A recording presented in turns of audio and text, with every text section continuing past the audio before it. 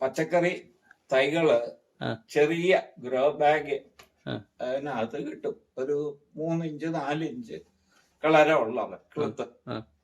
അത് വാങ്ങിച്ചിട്ട് അതിന്റെ സൈഡ് ഒരു ബ്ലേഡ് കൊണ്ട് കീറിയിട്ട് ആ മണ്ണ് അടിമണ്ണ് പോകാതെ ഗ്രോ ബാഗിനകത്ത് നേരത്തെ മിശ്രിതം എല്ലാം കൂടെ മണ്ണ്, ചാണകപ്പൊടി, വേപ്പ് മണ്ണൊക്കെ, ചകിരിച്ചോറ് എല്ലാം കൂടെ ഇട്ട് ഇളക്കിയ മിശ്രിതം ഒരു നടുക്കോ അല്ലെ ഒരു ഗ്രോ ബാഗിനകത്ത് വേണ്ടി വന്നാൽ 2 എണ്ണവും നടാം. ഒരു ആ വലിപ്പത്തിന്റെ അനുസരിച്ച്. എന്നിട്ട് ഒരു ചെറിയ കുഴി എടുത്തിട്ട് ഇതങ്ങ് അതിനകത്തോട്ട് ഇറക്കി വെച്ച് ചുറ്റുപാടുമുള്ള മണ്ണ് അങ്ങോട്ടിട്ട് ഒന്ന് പ്രസ് ചെയ്ത് വെച്ചേക്കുക. അത് കഴിഞ്ഞ് അടുപ്പിച്ചൊരു 3-4 ദിവസം നമ്മൾ വെള്ളം തളിക്കണം. വെള്ളം കെട്ടി നിൽക്കരുത്. അങ്ങനെ ആണ് മുളക്. ഇതെല്ലാം ഞാൻ വളർത്തിയത് അങ്ങനെ. പിന്നെന്തേലും വളം ചെയ്യാറുണ്ടോ? പിന്നെ ചെയ്യാറുണ്ട്. അത് എത്ര ദിവസം കഴിയുമ്പോഴാ? അത് ഒരു മാസം കഴിയുമ്പോൾ ഇത് ഇച്ചിരി എഴുപ്പ് വന്ന് കഴിയുമ്പം ഈ ഒന്നുകില് ഈ ഗോമൂത്രം ഇല്ല എങ്കിൽ ചാണകത്തിനകത്ത് ഗോമൂത്രം നേരിട്ട് ഒഴിക്കരുത്.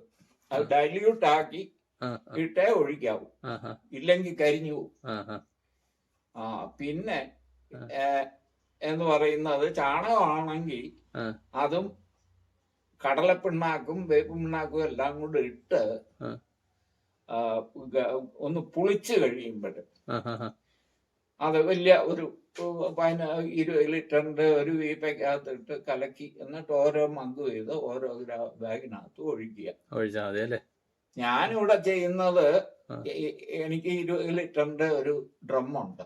അതിനകത്ത് ഇത് റെജിയോട് പറഞ്ഞ് കൊണ്ടുവന്ന് എല്ലാം ഇളക്കിയിട്ട് പിന്നെ 2-3 ദിവസം ഞാൻ അത് ഇളക്കിക്കൊണ്ടിരിക്കും. 2-3 ദിവസം കഴിഞ്ഞേ ഒഴിക്കത്തുള്ളൂ. അത്രേ ഉള്ളൂ. ഒന്ന് പുളിച്ച് കഴിയും.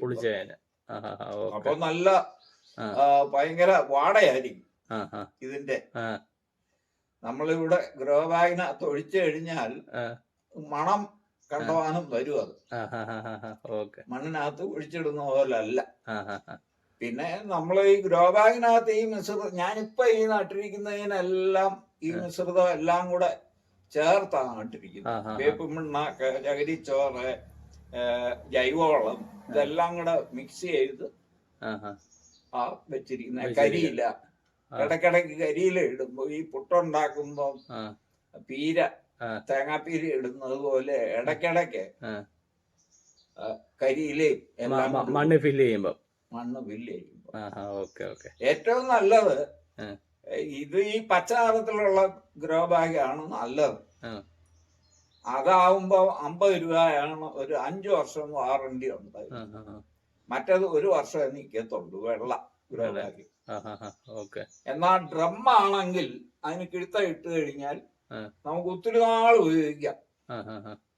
ഇപ്പൊ തന്നെ ആ ഡ്രമ്മിനകത്ത് ഞാൻ ഏത്തവാഴയുടെ ടിഷ്യൂ കൾച്ചർ അത് വാങ്ങിച്ചിരിക്കുന്നത്. ഒരു ഡ്രമ്മിനകത്ത് 2-3 വെക്കാം.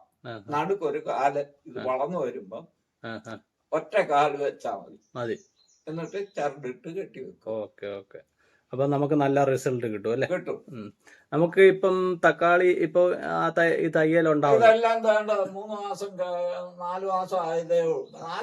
ഞാൻ ചോദിക്കുന്നത് നമുക്ക് ഈ തക്കാളി കിട്ടിത്തുടങ്ങിയ എത്ര നാളത്തേക്ക് ഒരു തയ്യെന്ന് നമുക്ക് തക്കാളി കിട്ടും? തയ്യെന്ന് അതിന്റെ ഇതിപ്പോ പറിച്ചു കഴിഞ്ഞാൽ ചില ഇതിനകത്ത് ഗ്രോ ബാഗിനകത്ത് അത് വീണ്ടും അങ്ങനെ കിട്ടും. അതുപോലെ തന്നെയാണ് കോളിഫ്ലവർ ഇതുപോലെ എനിക്ക് ഇവിടെ കിട്ടിയിട്ടുണ്ട്. അത് സീസണല്ല.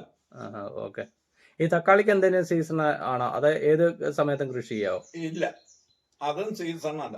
ആണോ? അത് ഏത് ടൈം? അത് ഈ ഓണത്തിന് മുമ്പ് 2 മാസം മുമ്പാ ഇതെല്ലാം നടന്നത്. നമ്മളിന്ന് ഇച്ചിരി താമസിച്ചു പോയി.